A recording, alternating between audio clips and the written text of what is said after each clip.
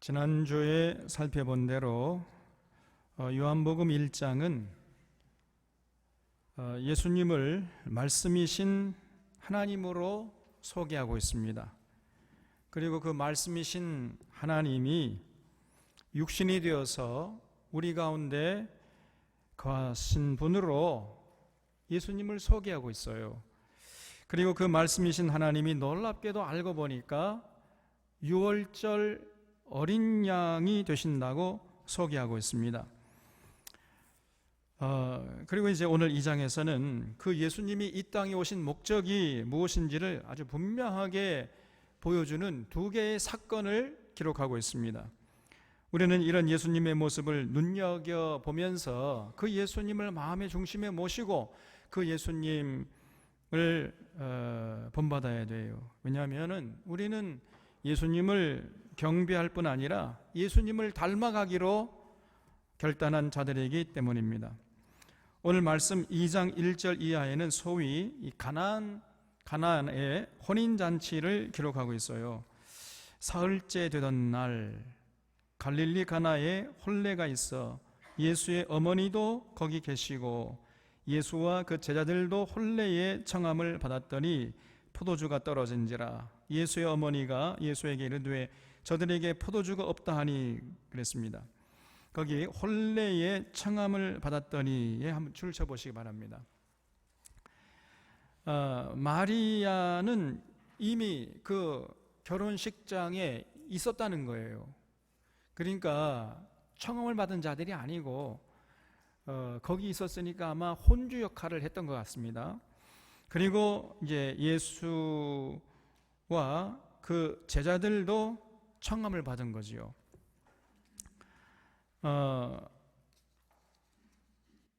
그 유대인의 문화, 이 결혼 문화는 우리의 결혼 문화와는 많이 다릅니다. 우리나라는 결혼식에 초대받지 않아도 누구나 갈 수 있잖아요. 많이 가면 갈수록 그 혼주 측에서는 기뻐하고 이제 그렇습니다만은, 그러나 유대의 결혼 문화는 그렇지 않아요. 초청받은 사람만 갈 수 있습니다. 초청받지 않은 사람이 가게 되면 그건 실례죠. 그래서 지금 이 마리아는 이제 이미 그 결혼식장에 거기 계셨다 하는 걸 보니까 혼주 역할을 하는 그런 입장이었던 것이고, 그런 상황에서 예수님과 예수님의 제자들이 이제 청함을 받아서 거기 가셨다, 이런 모습을 볼 때에 지금 이 결혼식이 예수님과 가까운 친인척 관계가 아닌가, 이렇게 미루어 짐작할 수 있습니다. 그런데 결혼식 이런 큰 잔치를 할 때에 염려가 되는 것이 뭐냐면, 가장 문제가 되는 게 이제 음식이죠. 그래서 손님을 초대해 놓고 음식이 남으면은 문제가 안 되는데, 만약에 부족할 경우는 이게 난감한 거예요. 이것처럼 참 곤란한 경우가 없습니다. 그런데 그런 난감한 일이 지금 벌어진 겁니다. 한창 결혼식 분위기가 무르익고 있는데 그만 포도주가 떨어진 거예요. 그러니 얼마나 난감하겠어요. 그리고 혼주 측에서 얼마나 당황스럽겠습니까? 그래서 이 사실을 알게 된 마리아가 그러면은 빨리 뭘 해야 됩니까? 뭘 해야 돼요? 이제 결혼식장에서 포도주가 떨어졌어요 지금. 여러분이 혼주라면 뭘 어떻게 됩니까? 빨리 밖에 나가가지고 동네 방네 다니면서 포도주를 얻어다가 보충을 해야 할 거 아니겠습니까? 옆집 뒷집 찾아다니면서 포도주를 구하려고 이렇게 다녀야 할 텐데, 지금 이 마리아가요 그렇지 않고 쪼르르 지금 예수님에게 달려간 거예요. 그러면서 글쎄 지금 한창 결혼식 분위기가 무르익고 있는데 포도주가 떨어졌네, 이러면 어떻게 하면 좋지? 이러면서 이제 예수님에게 그걸 말씀을 드린 겁니다. 마리아가 왜 이렇게 행동을 하겠어요? 지금 이 가나의 혼인잔치에서 예수님의 이 물로 포도주를 만드는 이적 사건은 아직 공생애를 시작하기 전이었거든요. 그러니까 여기 나중에 나옵니다만은 이 가나의 혼인잔치가 예수님께서 보여준 첫 번째 이적이다, 이렇게 기록하고 있어요. 그러니까 그 전에는 예수님이 뭐 이적이나 표적 같은 거 보이지 않았다는 겁니다. 공생이 시작하기 전이었으니까. 그러니까 마리아가 지금 예수님에 대해서 잘 몰랐을 텐데 어째서 그 포도주가 떨어졌다는 이 소식을 듣고 쪼르르 예수님께 달려간 겁니까? 마리아는 예수님 그 갓난아기 때부터 쭉 봐왔잖아요. 그래서 뭔가 믿는 구석이 있었던 거죠. 여러분, 이 누가복음 2장에서도 우리가 보지 않았습니까? 예수님이 12살 됐을 때 예루살렘 성전에 올라가서 이제 제사 드리고 돌아가는데 예수님이 따라오는 줄 알고 그냥 안심하고 가다가 보니까 예수님이 안 계셨잖아요. 그래서 막 혼비백산 해가지고 뭐 예수야 예수야 3일 동안이나 찾았어요. 그리고 예루살렘 성전에 가보니까 무려 3일 동안이나 예수님이 당대 최고의 석학들 랍비들과 함께 앉아가지고 끝장 토론을 하고 있지 않았습니까? 그래서 마리아가 너 왜 그랬니 너? 부모들이 걱정했잖아. 그랬더니요, 그 12살짜리 예수가 하는 얘기가요, 내가 내 아버지 집에 있어야 할 줄 모르셨나이까? 이렇게 돼요. 12살짜리가. 여러분 좀 놀래주세요. 12살짜리가 그래. 그러니까 마리아가요, 그 성경을 보면은 누가 보면 분명히 이렇게 기록하고 있습니다. 마리아가 그 모든 말을 마음에 두니라, 이렇게 기록하고 있어요. 그러니까 이 마리아가 어린 시절부터 이 예수님이 하는 말과 행동을 보니까 이 언행심사가 이 범상치 않은 인물이다 하는 것을 이제 알고 있었던 거지요. 그래서 예수께 가기만 하면 반드시 무슨 해결책을 제시할 수 있을 것이다, 이런 믿음이 마리아에게 있었던 겁니다, 여러분. 그래서 이제 마리아에게 쪼르르 달려간 거예요. 그런데 예수님의 반응은 아주 의외의 반응이었어요. 여기 4절에 보면 예수께서 이르시되 여자여 나와 무슨 상관이 있나이까? 내 때가 아직 이르지 아니하였나이다 그랬죠. 여기 여자여 이렇게 번역하니까 예수님이 말이야 무슨 자기 어머니에게 여자여, 이런 호로자식 이렇게 또 오해할 수도 있어요. 근데 여기 여자여라는 걸 원어를 보면은 분위기가 여자여, 조금 번역이 좀 미흡하게 됐습니다. 여사님 이런 뜻이에요. 여사님 나와 무슨 상관이 있나이까? 이건 내 책임이 아니지 않습니까? 그리고 내 때가 아직 이르지 아니하였나이다, 이렇게 이제 대답을 한 거죠. 여기서 때라는 헬란 말은 호라라는 이 헬란 말을 쓰고 있는데, 이 말은 어떤 행동을 하기에 아주 가장 결정적인 때를 말하는 거예요. 우리 씨를 뿌릴 때, 또 추수할 때, 어떤 일을 하기 위한 때를 호라라고 쓰고 있어요. 그러니까 지금 예수님이 공생애를 시작하실 때가 아직 아니라는 겁니다. 이렇게 말씀하신 거예요. 그런데 마리아는 5절에 그의 어머니가 하인들에게 이르되 너희에게 무슨 말씀을 하시든지 그대로 하라, 이렇게 부탁을 했어요. 그러니까 마리아가 여전히 예수님이 반드시 이 문제를 해결해 주실 것이다 하는 이런 믿음이 있었던 것이죠. 우리 사론의 교우들도 바로 이런 믿음의 소유자들이 다 되시기를 바랍니다. 예수님이시라면, 적어도 예수님이시라면은 우리의 모든 문제, 내 문제를 반드시 해결해 주실 것이다, 이런 믿음을 가지고 성경을 보고 기도하고 신앙생활하는 여러분들이 되시기를 바랍니다, 여러분. 그래서 6절에 보면 거기에 유대인의 정결 예식을 따라 두세 통들은 돌 항아리 6이 놓였는지라 예수께서 그들에게 이르시되 항아리에 물을 채우라 하신즉 아귀까지 채우니 이제는 떠서 연회장에게 갖다 주라 하심에 갖다 주었더니 연회장은 물로 된 포도주를 맛보고도 어디서 났는지 알지 못하되 물돈 하인들은 알더라. 연회장이 신랑을 불러 말하되 사람마다 먼저 좋은 포도주를 내고 취한 후에 낮은 것을 내거늘 그대는 지금까지 좋은 포도주를 뒀도다 하니라 그랬죠. 그러니까 이제 마리아의 믿음대로 예수님이 부응하신 거죠. 그래서 내 때가 아니라고 말씀하시면서 조금 후에 말이죠, 예수님이 물로 포도주를 만들어줬어요. 정말로 자신의 때가 아님에도 불구하고. 여러분, 이 유대인들의 집에 가면은 그 현관에 반드시 물 항아리가 있습니다. 정결 예식을 위한 것이죠. 그래서 유대인들은 밖에 나가서 유대인이 아닌 이방인들과 말을 섞는 것도 싫어해요. 이방인과 만나서 말 한마디 하면은 그 이방인들의 더러움이 내게 전거됐다, 이렇게 믿고 있습니다. 유대인들이 지금도 그래요. 그래서 밖에 나왔다 들어가면은 반드시 그 집안에 들어가기 전에 현관에서 손과 발을 씻고 들어가는 겁니다. 그래서 이런 정결 예식을 위한 항아리가 현관에 놓여 있는 거예요. 근데 이 집에 지금 여기 말씀을 보니까 6절에 두세 통 들어가는 돌 항아리 6개가 놓여 있었다 그랬습니다. 여기 두세 통 할 때 통이라는 건 헬란 말로 메트레테스라는 이런 헬란 말인데, 이거는요 그 액체를 재는 단위인데, 이걸 리터로 환산하면은 약 한 통이 한 30리터가 됩니다. 그러니까 두 통이라 했으니까 지금 이 물 항아리가 몇 리터 들어가는 항아리예요? 60리터 들어가는 항아리는 겁니다. 이 60리터 들어간다면 상당히 큰 항아리지요. 이런 항아리가 6개가 놓여 있었다는 거예요. 그래서 그 6개 항아리에다 물을 가득 채우라 예수님께서 말씀하시고, 그래서 하인들이 채웠더니 이제는 갖다 하객들에게 주라는 거예요. 그래서 또 그대로 하인들이 했더니요, 놀랍게도 물이 어느새 포도주로 변해 있었던 겁니다. 그리고 그 포도주를 먹어본 하객들이 칭찬이 아주 대단해요.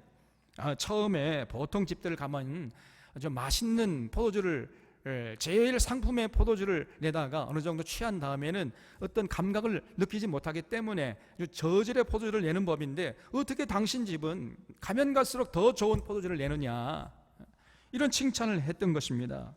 이렇게 해서 이 예수님께서 이 결혼잔치의 분위기를 망치지 않도록 굉장한 이적을 여기서 보여주셨어요.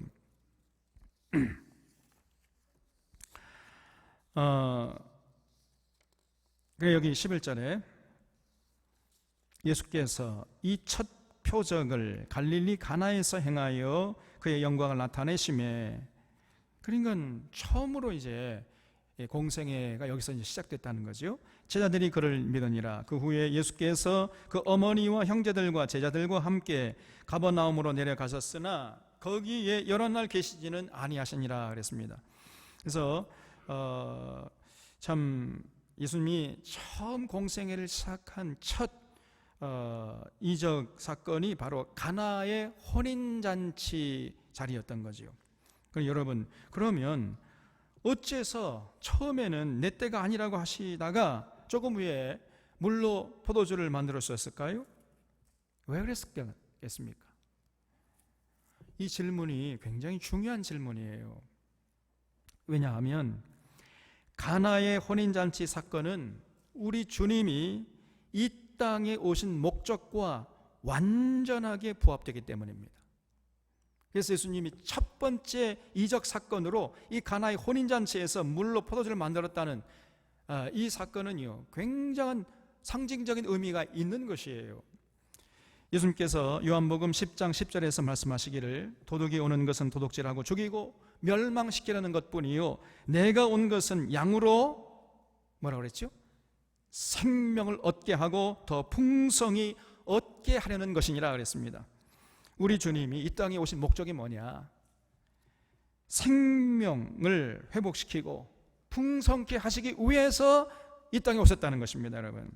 그래서 우리 주님은요, 생명을 회복시키고 풍성케 하시는 것에 굉장한 관심을 가지고 거기에 올인하시는 이런 삶을 사셨던 것을 볼 수 있습니다. 그렇기 때문에 자연히 결혼식을 중요하게 생각하고 계셨던 거예요. 뭡니까? 이 결혼이 생명을 풍성케 하는 첫 출발점이기 때문에 그랬습니다, 여러분. 하나님이 사람을 창조하시고 제일 첫 일성이 뭡니까? 생육하고 번성하고 땅에 충만하라 그랬지요. 생육하고 번성하고 충만하게 되는 것이 하나님의 뜻이에요. 자, 그런데 그러면 생육하고 번성하고 충만하려면은 어떻게 해야 돼요? 남자와 여자가 만나서 일단 결혼을 해야 할 거 아닙니까? 결혼을. 그래서 이 결혼식이 중요한 것입니다, 여러분. 생명을 얻게 하고 풍성케 하는데 결정적으로 중요한 것이 바로 결혼이에요. 결혼이 생명을 풍성케 하는 첫 출발점이 되는 것입니다. 이런 면에서 결혼이 하나님이 가장 기뻐하는 일이에요. 제가 결혼식 주례할 때마다 늘 말씀드리지만은 이 결혼이라는 것은 남녀가 우연히 만나서 함께 살아가는 이런 차원이 아니라는 것입니다. 위로는 여호와 하나님이 기뻐하시고 또 우리 주님이 기뻐하시고 성령님이 기뻐하시고 수많은 천군 천사와 우리 믿음의 선조들이 기뻐하시는 전 우주적인 사건인 거예요. 이게 바로 결혼식이에요. 생육하고 번성하고 충만하는 하나님의 명령에 동참하는 거룩하고 복된 사건인 것입니다. 그래서 창조주 하나님께서 세상을 창조하신 후에 제일 먼저 만드신 제도가 바로 이 결혼이라는 제도였어요. 그래서 창세기 2장 24절에 보면 남자가 부모를 떠나 그의 아내와 합하여 둘이 한 몸을 이룰지니라 그랬습니다.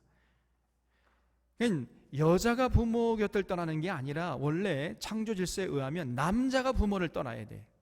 장성하면요, 남자가 부모로부터 독립해서 여자와 결합해서 한 가정을 이루는 것입니다. 그래서 새로운 생명을 잉태하고 출산해서 양육하는 이러한 일을 감당해야 하는 것이죠.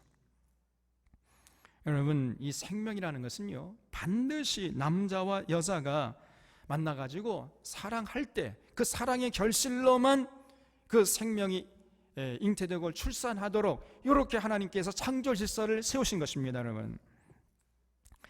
근데 요즘에 이 창조 질서를요, 많은 사람들이 너무 쉽게 생각하고 이 창조 질서를 깨려고 하는 이런 이 사탄의 문화가 우리 주변에 가득한 것이에요. 이걸 우리가 정말 경계해야 하는 것입니다. 결혼은 참으로 생명을 풍성케 하는 거룩하고 복된 사건이요, 그러므로 이 결혼식의 가장 큰 특징이 뭐냐? 기쁨입니다. 기쁨. 결혼식은요, 기쁘잖아요. 생명의 환희가 가장 빛나는 거룩한 곳이 바로 이 결혼식장이에요. 그러나 요즘 우리 결혼 문화는 정말 아쉬운 면이 참 많습니다. 너무, 또 제가 가보면 이 결혼식장의 분위기가 너무 어수선해요. 이 도떼비 시장도 아니고 이거. 그래서 여러분, 결혼식 하려면요, 교회당에서 하세요. 교회당에서. 근데 목사님, 교회당에서 하려면 또 다른 문제가 또, 그런 거는 비본질적인 것이라니까요. 어떻게 하실래요? 이번에 우리 아들 결혼 교회당에서 했잖아요. 그러니까 진짜 좋습니다. 아영아, 지금 이런 결혼식장에 가서 하는 결혼식을 보면요, 거기 어떤 성스러움이라든가 거룩함이라든가 기쁨 이런 게 느껴지지 않습니다. 그냥 무슨 막 붕어빵 찍어내는 듯한 이런 느낌밖에 안 들어요. 그러니까 이 결혼 이 남녀가 신랑 신부가 만나가지고 이제 첫 출발하는 거기에 굉장한 기쁨이 있어야 되는 것이고 어떤 성스러운 이런 느낌이 들어야 되는데 전혀 그런 느낌을 가질 수가 없는 것이에요. 이게 정말 안타까운 모습인 것입니다. 그래서 우리 믿는 자들이 결혼 문화를 정말 다시 생각해야 돼요, 여러분.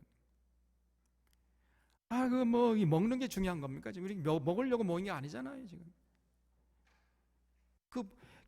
교회에서 하면 이 뷔페 차리기가 어렵다.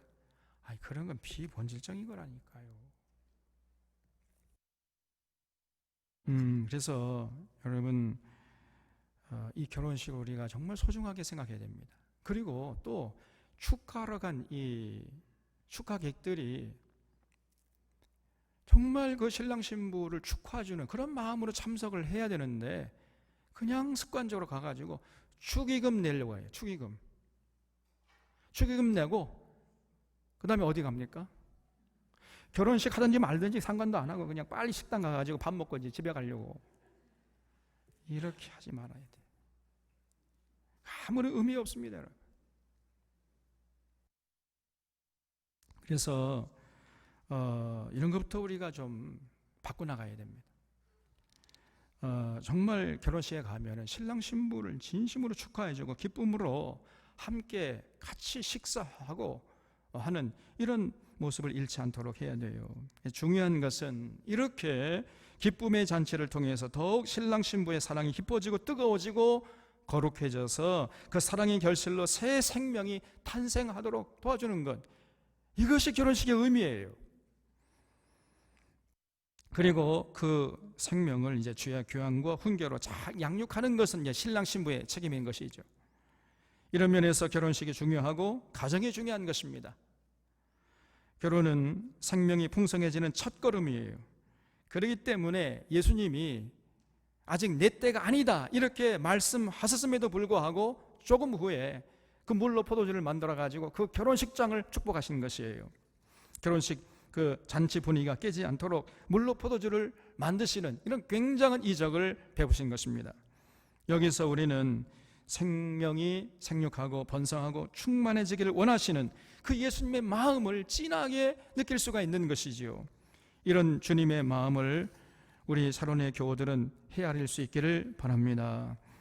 특히 오늘은 이제 어린이 주일이잖아요. 우리가 이 어린이 주일로 정해서 지키는 이유가 무엇입니까? 어렸을 때, 이 어릴 때가 중요하다는 것을 다시 한번 마음속에 새기기 위함이에요. 모든 습관은 어릴 때 형성되는 거예요. 그 어릴 때 형성된 습관이 평생 그 사람의 인생을 좌지우지할 정도로 그렇게 중요한 것입니다. 무엇보다도 어릴 때 내면의 가치관을 건강하게 올바로 형성해야 돼요. 하나님을 깊이 만나게 하고 그 하나님을 사랑하고 신뢰하는 신앙을 갖게 해줘야 하는 것입니다. 그래서 생명을 중시하고 생명을 회복시키고 풍성케 하는데 헌신하고자 하는 이런 삶의 자세가 그 인격의 밑바탕에 깔리도록 어렸을 때 잘 교육시키는 것, 이것처럼 중요한 일이 없는 것이에요. 이런 상태에서 공부도 하고 출세도 하고 그래야지, 그런 기본이 안 된 채로 뭐 공부 잘하고 출세하게 되면요 어떻게 되는 거예요? 공부 잘하면 잘할수록, 출세하면 출세할수록 더 빨리 그 인생이 망가져요. 그리고 수많은 사람들을 망가뜨리는 사회적인 흉기가 될 수 있는 것입니다. 가장 기본이 뭐냐? 생명을 풍성케 하고 생명을 충만케 하는데 내가 헌신하리라 하는 이런 그 인격의 밑바탕에 그런 의식과 가치관이 자리 잡고 있어야 하는 것이에요. 이런 기본적인 것이 되어 있지 않는 상태에서 공부 잘해봤자 말짱한 일입니다, 여러분.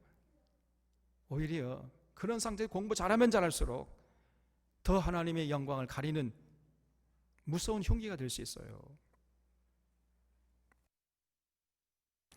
그래서 반드시 어릴 때 성경을 통해 삼위일체 하나님을 깊이 만나게 하는 일을 서둘러야 됩니다. 그렇기 위해서는 성경 전체를 통전적으로 볼 수 있는 안목을 가지도록 부모가 배려를 해줘야 돼요. 제가 생각할 때, 제가 이제 60평생 이렇게 살아보니까요, 부모가 해줄 수 있는 가장 큰 일이 뭐냐, 부모가 자녀에게 줄 수 있는 가장 큰 사랑의 선물이 뭐냐, 그걸 생각해 보니까요, 다른 거 아니에요. 그 우리 자녀가 적어도 중학교, 고등학교, 대학교 졸업하기 전까지 성경을 창세기부터 요한계시록까지 통전적으로 볼 수 있는 안목을 열어주는 것, 이거를 감당하는 부모가 최고의 자녀들에게 사랑의 선물을 하는 부모다, 이렇게 말씀드릴 수 있습니다. 동의하십니까?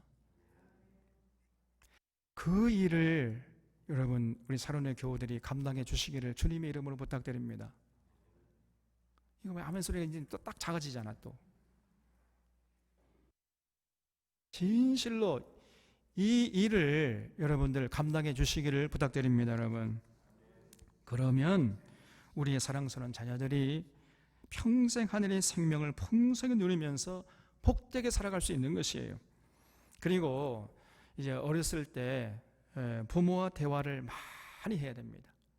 부모와 대화를 많이 한 어린일수록 자존감이 높아지고요, 자신감이 생겨요, 여러분. 그리고 내면이 건강한 것입니다. 세상에 나가서요, 자기 할 몫을 잘 감당하는 이런 인생이 되는 것이에요. 여러분, 유대인들이 좋은 증거 아닙니까? 유대인들은요, 안식일마다 3대가 모입니다. 3대. 할아버지, 할머니, 엄마, 아빠, 그 다음에 자녀들, 이 3대가 모여가지고 그냥 먹고 마시고 웃고 떠들고 그렇게 놀아요. 일주일에 한 번 반드시 안식일에 시간을 구별하고 장소를 구별하고 사람을 구별합니다. 그래서 안식일이 되면은요 절대로 다른 사람들 만나지 않아요. 식구들끼리만 만나서 모여가지고 그 가정에서 먹고 마시고 즐기는 거예요. 그런 다음에 그것으로 끝나는 것이 아니고 반드시 성경책을 가져와 가지고 성경을 읽고 또 서로 묻고 대답하고 하는 이 일을 하는 것입니다, 여러분. 그래서 할아버지 할머니가 이제 손자 손녀에게 물어요. 그럼 손자 손녀가 할아버지에게 대답하고 또 손자 손녀가 할아버지 할머니 엄마 아빠에게 궁금한 것도 물어요. 그러면 또 대답해주고 이렇게 해서 끊임없이 묻고 대답하고 이런 일을 하는 것이 안식일의 풍경이에요. 우리로 하면은 가정 예배를 드리는 겁니다. 유대인들이 일주일에 딱 한 번씩 이런 시간들을 통해서 끊임없이 모든 인생사의 문제를 대화의 테이블 위에 얹어놓고 끊임없이 토론하는 겁니다. 그래서 그 어린 아이들이 인생 사는 동안에 배워야 할 굉장히 귀한 인생의 지혜들을 그 안식일 토론을 통해서 다 습득하게 되는 거예요, 이 사람들이. 여러분, 우리는요 인생 사는 동안에 굉장히 중요하고 그러므로 필요한 그런 지혜들을 어디서 얻습니까? 부모에게 얻는 자녀들은 정말 행복한 그런 경우는 별로 없어요. 이것이 우리 한국 사회의 가장 문제 중에 문제입니다. 그러니까 인생에 필요한 지혜들을 부모님을 통해서 먼저 살아본 그 사랑하는 부모님을 통해서 얻어야 되는데 그 부모에게 얻지 못하니까 어디 가서 얻는 거예요? 이상한 데 가서 얻는 거예요. 이상한 데 가서. 그 아이의 생명을 별로 관심도 없고 책임도 질 수 없는 이상한 사람들이 가가지고 엉터리 거짓 그런 정보를 얻어가지고 잘못된 그런 정보를 가지고 살아가다가 굉장한 시행착오를 겪으면서 이제 올바른 지혜를 갖게 된 이러한 그 시행착오를 지금도 계속 겪고 있는 것입니다. 여러분, 그래서 이 가정예배가 중요하다는 거예요. 가정예배. 부모하고 자녀 끊임없이 대화를 해야 되는 거예요. 성경 말씀을 가지고. 그래서 그 성경 말씀을 창세기 요한계시록을 보면 우리가 인생에 살아가는 모든 주제가 거기 다 담겨 있어요. 그 인생사들, 그 모든 주제들을 대화의 테이블 위에 올려놓고 끊임없이 토론하는 겁니다. 이것이 가정예배예요, 여러분. 그래서 제가 늘 이런 가정예배를 반드시 일주일에 한 번씩 드려라, 그렇게 신신당부하는 이유가 바로 여기에 있는 것입니다. 이런 체험을 하면서 자란 유대 어린이들은요 아주 자존감이 높습니다. 그리고 생각이 깊어지고 또 자신의 생각을 타인에게 아주 알기 쉽게 잘 정리해가지고 전할 수 있는 발표력이 생겨요. 그러니까 이런 상황 속에서 아이들이 이제 사회에 진출하면 어떻게 되겠습니까? 리더십을 갖게 되는 거죠.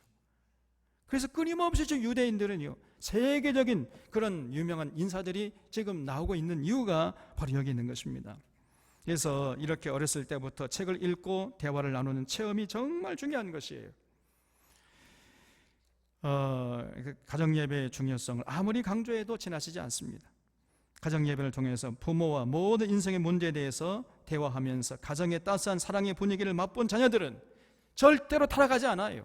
절대로 저 신천지 같은 이단에 빠져가지고 부모를 보면 부모 보고 아저씨가 내 인생 책임질 거예요 뭐 이런다는 거예요. 이게 나중에 땅을 치고 후회하면 근데 늦습니다, 여러분. 그래서 평소에 자녀 어릴 때에 신앙교육에 힘쓰셔야 돼요. 힘쓰셔야 돼요. 그래서 자녀를 사랑한다면 이렇게 가정예배 꼭 들어주시고요. 또 두 번째 해야 할 일이 뭐냐, 여러분, 대화를 많이 해야 된다 그랬죠. 그리고 세 번째 할 일은 여행을 자주 보내세요. 여행을 시켜줘야 됩니다. 그래서 어렸을 때부터 넓은 세계를 경험하면서 생각의 폭을 넓히고 다양한 삶의 모습을 보게 해주는 것, 이것이 중요한 거예요. 여러분, 우리도 그렇잖아요. 가만히 돌아보면은 우리가 인생에서 배우는 굉장히 소중한 지혜들은 교실에서 배운 것들이 아니에요. 그렇지 않습니까? 교실 밖에서 다양한 사람들이 살아가는 그런 모습을 보고 경험하면서 체험하면서 인생의 소중한 지식들을 우리가 다 습득하지 않았습니까? 우리 자녀들도 마찬가지예요. 그래서 자녀를 사랑한다면 여행을 보내라, 이런 속담이 있습니다. 여행을 보내셔야 돼. 돈을 좀 세이브 해가지고 이제 여행을 보냅니다. 넓은 세계를 보도록 끊임없이 여행을 보내요. 이런 부모가 훌륭한 부모입니다, 여러분. 그래서 무엇보다도 이제 제가 정리를 해보면, 첫째는요, 책을 많이 읽고 대화하는, 책을 읽기만 하면 안 됩니다. 책을 읽고 부모와 대화를 해야 돼. 그리고 책 중에 책인 성경책을 가지고 대화하면 최고죠. 그리고 둘째는 이제 그 여행을 많이 시키는 겁니다. 저도 돌아보면은 제가 목회한다고 뭐 하면서 이런 것들을 좀 소홀히 했던 것 같아요. 제가 이제 조금 철이 드는 것 같습니다. 제가 늦게 철이 든다 그랬잖아요. 제가 지금 다시 시작한다면 이런 거 잘할 수 있을 것 같아요. 정말로. 그래서 아주 자녀들과 함께 대화를 많이 하고, 또 책을 읽고 대화하고, 성경책을 가지고 끝장 토론하고, 그리고 또 여행도 이렇게 하고, 그렇게 할 수 있을 것 같습니다. 제가 조금 우리 자녀들을 보면요, 좀 마음이 아파요. 어제도 자녀가 이제 왔다 갔는데 보내면서 그냥 마음이 아이고.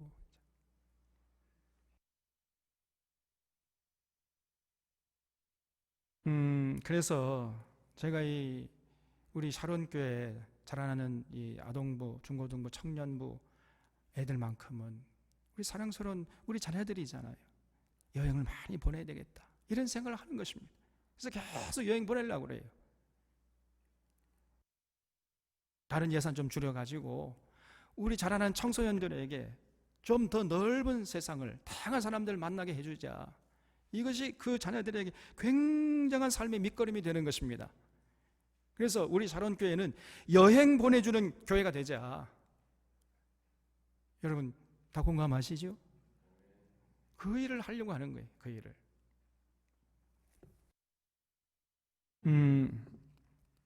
그래서 우리 샤론의 교우들은 하나님이 주신 생명을 주의 교양과 훈계로 잘 양육해서 생명을 풍성케 하시는 예수님께 영광을 올려드릴 수 있기를 바랍니다. 이렇게 생명을 풍성케 하시는 예수님의 마음이 그 다음 사건에도 또 분명하게 드러나고 있습니다. 13절에 유대인의 유월절이 가까운지라 예수께서 예루살렘으로 올라가셨더니 성전 안에서 소와 양과 비둘기 파는 사람들과 돈 바꾸는 사람들이 앉아 있는 것을 보시고 그랬어요. 이 예수님이 유월절이 다가오자 예루살렘으로 올라가셨는데, 그래서 성전에 이제 들어가 가지고요, 굉장히 낯선 풍경을 보게 된 것입니다. 거기 가보니까 예루살렘 성전은 만민이 기도하는 집인데 강도의 소굴로 전락해 있었던 거예요. 그냥 왜냐면요, 당시에 예루살렘 성전에서는 제사 드릴 때 이제 제물을 가져오잖아요. 그런데 그냥 집에서 제물을 가져오면 그 제물은 이건 자격 미달이다 해가지고 못 드리게 했습니다. 반드시 성전 안에서 파는 그 제물을 사서 구입해가지고 제사 드리도록 이렇게 했던 거예요. 그래서 양이나 소를 가져오면은 온갖 핑계를 대가지고 이거는 털이 많이 빠지고 이거는 좀 시들시들하고 이거는 뭐 좀 병이 있고 막 이래가지고 집에서 가져온 양과 소를 제사 못 드리게 하고 성전 안에서만 파는 이런 양과 소를 사가지고 제사 드리도록 이렇게 했던 것입니다. 그리고 제사장들과 상인들이 결탁해가지고 굉장히 이제 비싼 값에 사도록 이렇게 독점권을 줬던 거예요. 제사장들이 상인들에게. 그리고 뒤로 이제 뇌물을 받아 먹고 이런 짓을 했던 것입니다. 그리고 또 율법에 의하면은 가난한 사람들은 양과 소가 비싸니까 비둘기로 드려도 된다 그랬잖아요. 모세 율법에. 집에서 이제 키우던 비둘기 가져오잖아요. 그러면 또 이제 안 된다는 겁니다. 이거는 자격 미달이다. 이렇게 온갖 핑계를 대가지고 못 드리게 해놓고는 예배당 안에서 파는 비둘기만 사가지고 이제 제사 드리도록 이렇게 했어요. 그리고 아주 비싸게 팔아 먹었던 것입니다. 또 당시 사람들이 성전에 들어가려면요, 성전세를 바쳐야 됐어요. 성전세. 근데 성전세는 당시 이제 실생활에 통용되는 화폐가 로마 화폐였거든요. 근데 로마 화폐는 거기 성전 안에서는 사용하지 못하도록 했어요, 이 사람들이. 반드시 이 히브리 화폐, 이걸 이제 세겔인 세겔, 이 세겔로만 바칠 수 있도록 이렇게 법을 정해버린 거예요. 그러니까 로마 동전을 가져가면 세겔로 이제 환전을 해야 했던 것입니다. 그러니까 환전을 해주면서 환전료를 또 챙긴 거예요, 이 사람들이. 그러니까 일단 제사 드리러 가려면요, 굉장한 이 돈이 필요했던 거예요. 그러니까 이런 모습을 보고 예수님이 분노하신 것입니다. 만민이 기도한 집을 너희가 이 강도의 소굴로 만들었구나, 이것들아. 그래서 예수님이 분노하신 거예요. 15절에 노끈으로 채찍을 만드사 양이나 소를 다 성전에서 내쫓으시고 돈 바꾸는 사람들의 돈을 쏟으시며 상을 엎으시고 비둘기 파는 사람들에게 이르시되 이것을 여기서 가져가라. 네 아버지 집으로 장사하는 집을 만들지 말라 하시니 제자들이 성경 말씀의 주의전을 사모하는 열심히 나를 삼키리라 한 것을 기억하더라 그랬어요. 거기 노끈으로 채찍을 만드사 줄쳐보세요. 그러니까 이건 뭘 말하냐면요, 예수님이 채찍을 가져간 게 아니라는 거지요. 그러니까 이 계획적인 행동이 아닙니다. 지금 예수님이 그런 그 낯선 풍경, 강도의 소굴로 전락된 이런 풍경을 보시면서 거기서 그냥 막 즉석에서 분노하신 거예요. 그래서 그 즉석에서 새끼를 가지고 퇴 이놈의 새끼를 그냥, 그래서 그 즉석에 새끼를 꼬아가지고 채찍을 만들어서 휘둘렀던 것이에요. 그러면서 소나 양들을 다 성전에 쫓아버리고 비둘기 파는 사람들과 환정상들의 상들을 다 엎어버린 것입니다.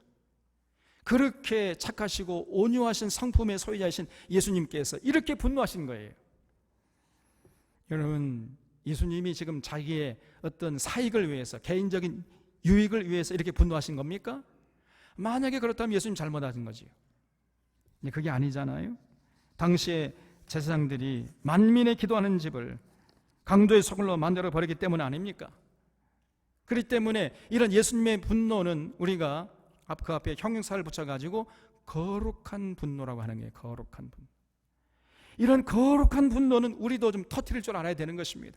우리의 개인적인 문제를 놓고 우리 개인적인 어떤 이익이 손해나는 걸 보고 분노한다면 이건 부끄러운 모습이지만은, 그러나 하나님의 뜻이 이 땅에서 무시되고 짓밟히고 이런 모습을 보면서, 하나님의 성전이 더럽혀지고 있는 모습을 보면서 분노하지 않는다면, 이 거룩한 분노를 터뜨리지 않는다면 그건 뭔가 문제가 있는 거예요. 이게.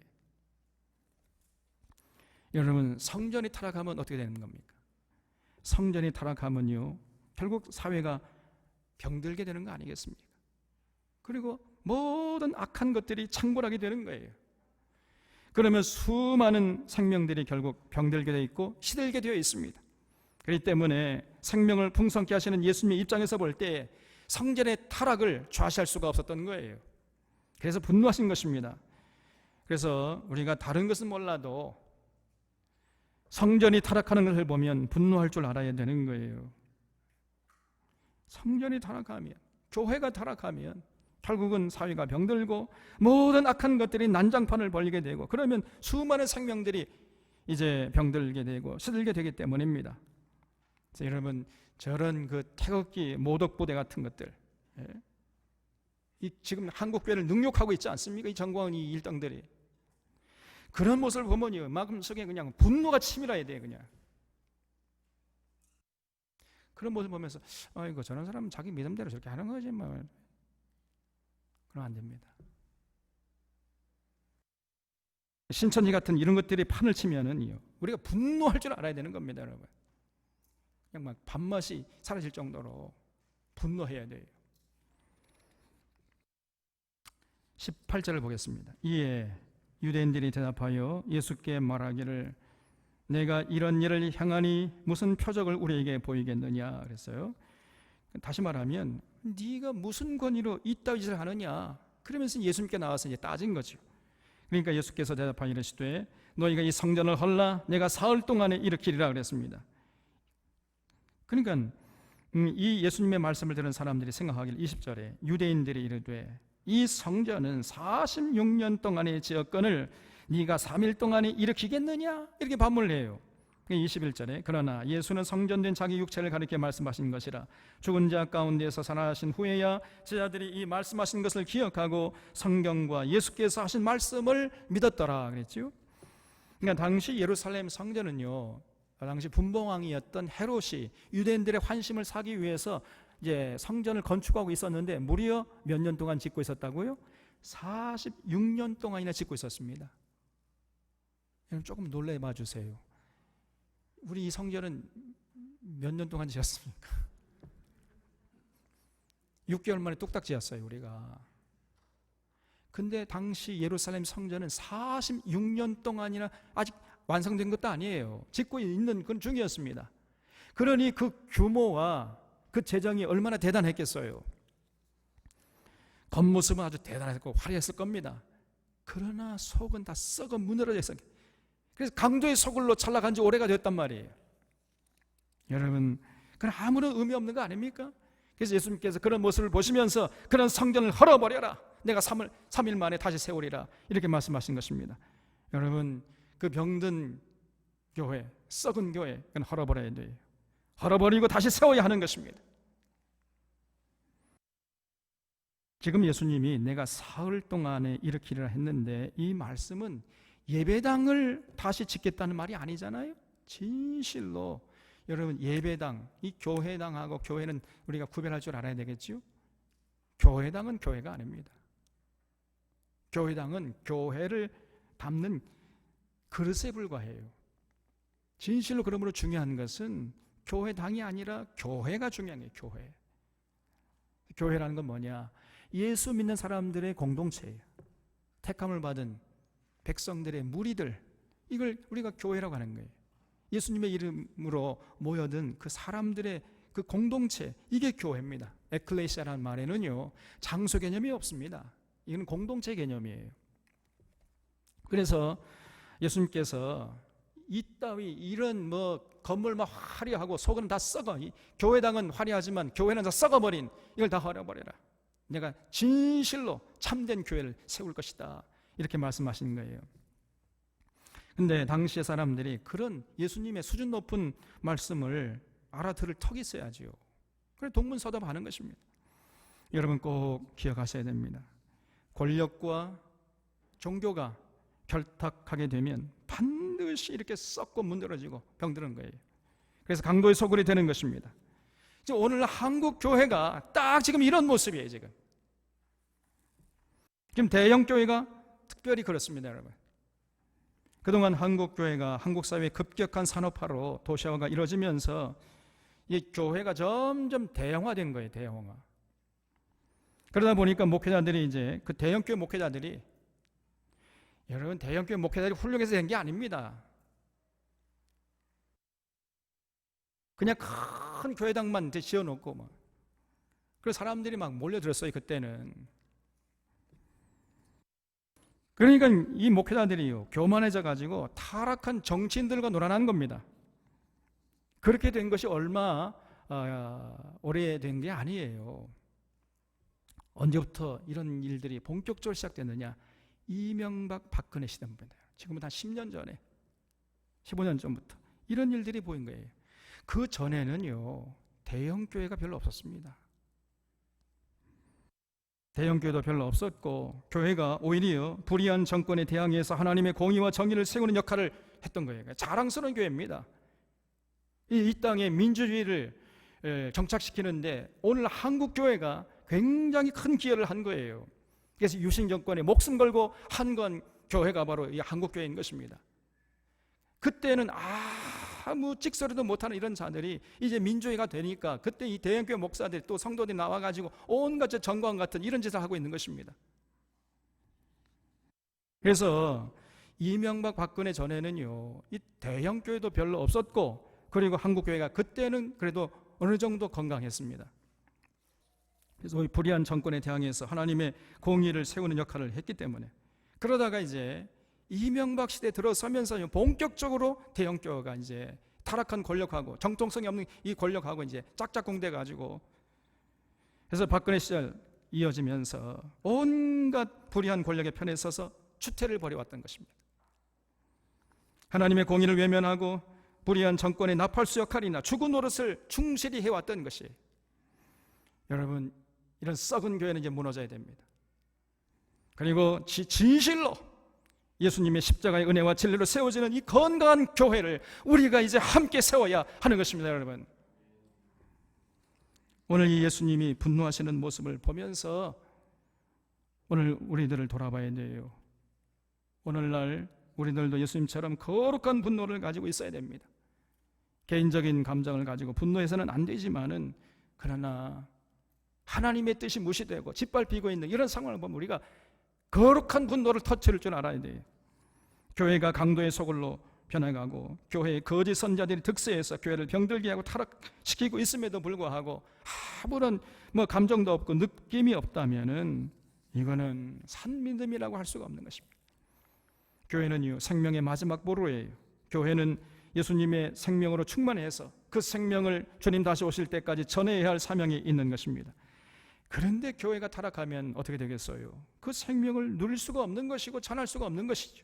그렇기 때문에 마귀는 어떻게 하든지 간에 이 건강한 교회를 타락시키려고 애를 쓰고 병들게 하려고 애를 쓰는 것이고, 성령님은 어떻게 하든지 간에 교회를 건강케 하려고 애를 쓰는 것입니다. 이런 영적인 싸움이 지금 치열하게 우리 눈에는 안 보이지만은 지금 벌어지고 있는 거예요. 자, 그렇다면은 건강한 교회가 어떤 교회겠습니까? 생명을 풍성케 하기 위해서 오신 예수님의 사역을 이어받아서 생명을 풍성케 하는데 헌신하는 교회인 줄로 믿습니다. 여러분, 예수님이 이 땅에 오신 목적은 생명을 얻게 하고 풍성케 하려고 오셨다고 그랬잖아요. 그래서 그런 예수님의 이 땅에 오신 목적을 이 두 가지 사건을 통해서 분명하게 보여주신 것입니다. 하나님이 주신 천부의 인권을 누리고 인간답게 행복하게 가치 있게 살 수 있도록 하기 위해서 예수님께서 이 땅에 오신 것이에요. 예수님께서 또 언젠가 말씀하시기를 내가 곧 길이요 진리요 생명이다 이랬지요. 그러니까 내가 길이다 하는 거예요. 내가 길이다. 내가 진리다. 예수님은요, 길 자체세요. 길. 그리고 예수님 진리 자체십니다. 그리고 예수님 생명이세요. 그냥 예수님이 누구냐? 예수님 생명이세요. 생명 자체십니다. 이렇게 자신을 소개했잖아요. 예수님에게서는 언제나 생명의 향기가 진동하는 거예요. 그러므로 예수님 사랑하고 그 마음에 품은 자마다 시들어가는 생명들이 회복되는 것이고, 그리고 예수님이 가시는 곳마다 싫었던 생명들이 회복되는 그런 역사가 일어났던 것입니다. 그러므로 이런 예수님의 사역을 이어받은 교회도 생명을 얻게 하고 풍성케 하는 사역을 이어받아야 됩니다. 교회는요, 예수님의 생명의 향기에 취해서 그 예수님을 따르는 성도들의 모임이기 때문입니다. 그러므로 건강한 교회는 당연히 생명을 얻고 풍성케 하는 데 관심을 갖고 애쓰게 되어 있어요. 그런 교회가 진짜 교회인 것입니다. 생명을 시들게 하고 생명을 해치는 모든 세력에게 교회는 반드시 저항해야 돼요. 생명을 파괴하고 시들게 하는 모든 세력들은 분명한 교회의 적인 것입니다. 그들과는 공존할 수가 없어요. 생명을 파괴하고 시들게 하는 모든 세력들은 어둠의 세력이요 사탄의 세력이요 죽음의 세력인 것입니다. 교회는 죽음의 냄새를 피워내는 이들과는 절대로 공존할 수가 없어요. 왜냐하면 교회는 이 세상에 생명을 풍성케 하시는 하나님의 거룩한 도구이기 때문인 것입니다. 그래서 우리가 이 교회가 전쟁을 반대하는 이유가 여기 있는 것입니다. 전쟁은 인간의 생명은 물론이거니와 모든 창조 세계의 생명을 파괴하기 때문입니다. 또 교회가 인종차별을 반대하는 이유도 여기 있어요. 인종차별이 인간의 생명을 억누르고 시들게 하기 때문입니다. 또 교회가 유전공학의 발전을 걱정스러운 눈으로 바라보고 유전자 조작 농산물을 반대하는 이유도 바로 여기에 있는 것입니다. 여러분, 유전자 조작 농산물 많이 먹게 되면요 반드시 암에 걸리게 되어 있습니다. 이것이 진실이에요. 진실. 우리의 생명을 갉아먹고 있어요. 그래서 우리 교회가 여기에 관심을 가지고 유전자 조작 농산물 생산을 금지하라, 유통을 금지하라 외쳐야 하는 거예요.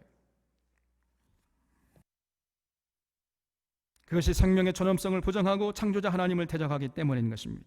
또 교회가 핵발전을 반대하는 이유도 마찬가지예요. 핵발전이 결국 하나님의 창조 질서를 깨트리고 모든 생명체를 위협하고 있기 때문입니다. 또 교회가 이 기후변화에 관심을 갖고 참여하는 것은 결국 기후변화가 이대로 심화되면 지구상의 모든 생명세계를 병들게 하고 시들게 하기 때문이에요. 또 교회가 동성애를 반대하고 동성결혼을 반대하는 이유도 바로 여기에 있는 것입니다. 동성애와 동성결혼이 여러분 창궐하게 되면 어떻게 됩니까? 생육하고 번성하고 땅에 충만하는 이 하나님의 창조 질서가 여지없이 무너지는 것이에요. 그렇기 때문에 교회가 여기에 관심을 갖고 반대하는 것입니다. 다시 말해서 생명을 건강케 하고 풍성케 하는 하나님의 뜻을 저들이 지금 거스리고 있기 때문에 반대하는 것입니다. 또 반대로 교회는요, 왜 결혼을 소중히 여기고 이 결혼식을 거룩하게 성스럽게 갖고 나가려고 애를 써야 하는 것입니까? 결혼이야말로 생명이 생육하고 번성하고 충만한 출발점이기 때문에 말씀드린 대로. 또 교회가 어찌하여 가정을 소중히 여기는 것입니까? 가정이야말로 생명이 잉태되고 출산하고 양육받게 해서 생명을 충만케 하는 근원이기 때문에 그런 것이에요. 가정이 생명을 기르고 풍성케 함으로써 하나님의 창조 질서를 계승할 수 있기 때문인 것입니다. 하나님은 생명을 지키고 풍성케 하기 위해서 우리에게 가정을 주신 거예요. 우리의 가정을 통해서 새로운 생명체가 이 땅에 태어나고 양육받는 것입니다.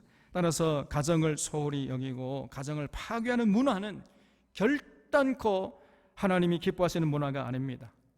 그래서 요즘처럼 이 독순주의가 만연하고 계약 결혼을 한다고 그러고 동성애자들끼리 서로 결혼하고 이런 이 가정 파괴의 모습은 이거는 사탄의 문화지 결코 우리 주님의 문화가 아닙니다.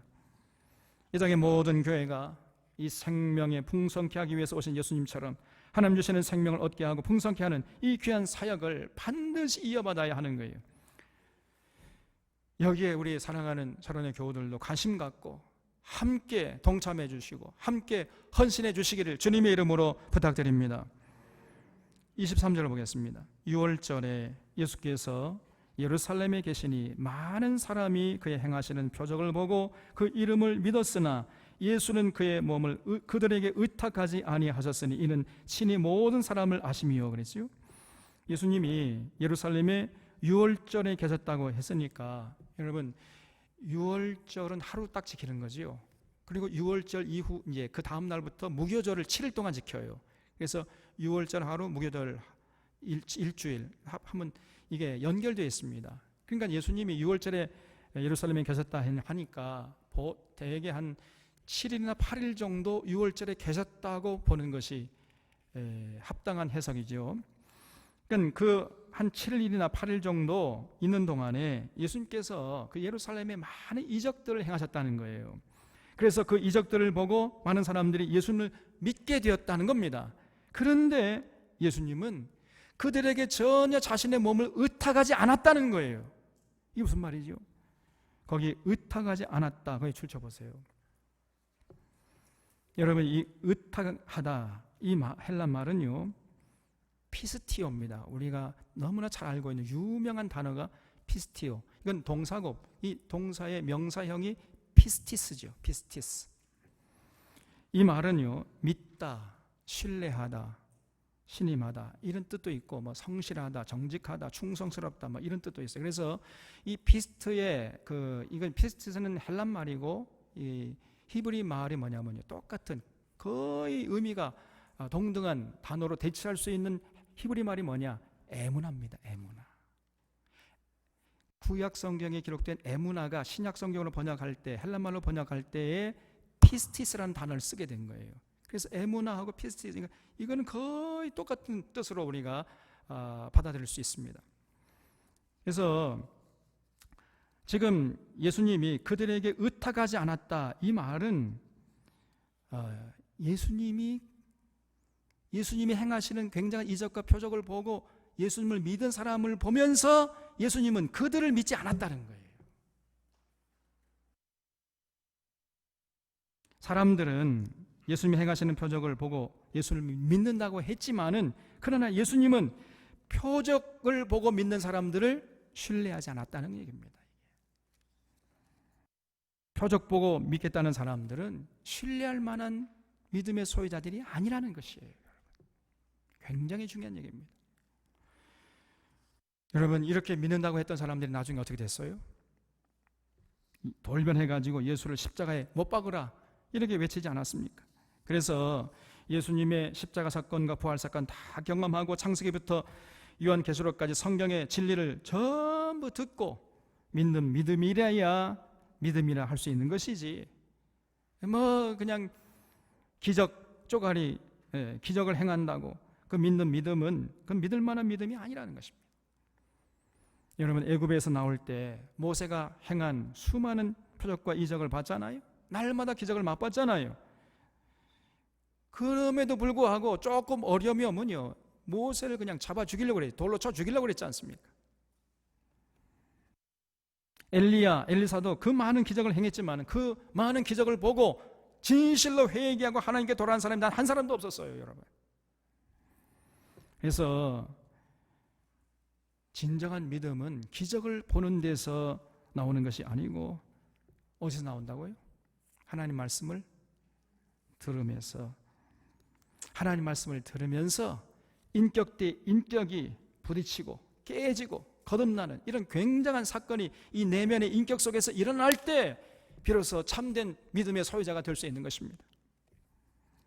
그러니까 일단 들어야 돼요. 온전히 들어야 되는 것입니다. 창세기부터 요한계시록까지. 그리고 그 들음을 통해서 큰 깨달음을 얻게 되고 그 깨달음을 통해서 자신의 모난 인격이 충돌을 받아가지고 깨어지는 이런 거룩한 체험이 있어야 돼요.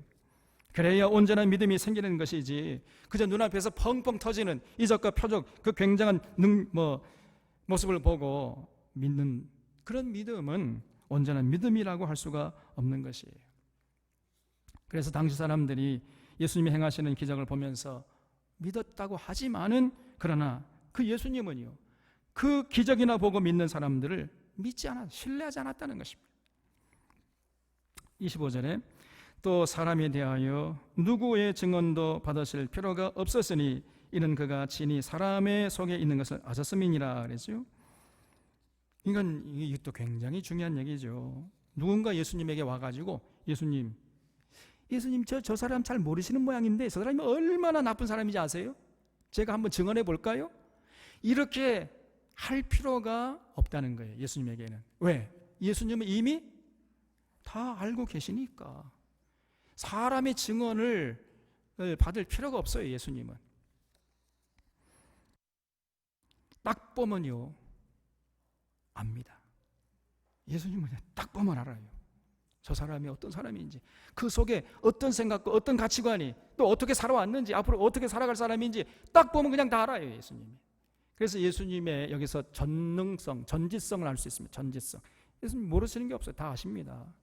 그러니까 예수님에게 와가지고 예수님 내가 이 사람에 대해서 소개해 주겠습니다, 이렇게 할 필요가 없고 증언할 필요가 없어요. 여러분, 우리가 봤잖아요. 지난주에 시몬을 보자마자 예수님께서 뭐라고 그랬죠? 너는 장차 베드로라 일컫겠다, 이렇게 말씀했죠. 또 나다나엘을 보자마자 그 속에 간사한 것이 없다, 이렇게 예수님께서 평가해 주셨잖아요. 예수님은요 다 알고 계셔요. 그냥 모르는 게 없어요. 그러므로 누구의 증언도 필요 없다는 것입니다. 어쨌든 예수님이 6월절에 많은 이적들을 행해서 많은 사람들이 믿었지만은 예수님은 그런 사람들을 별로 신뢰하지 않았어요. 왜 그래요? 예수님 그들의 믿음이 그 수준이 얼마나 일천한 것인지 이미 다 알고 계시니까 그런 사람들 신뢰하지 않았다는 거죠. 그러니까 여러분,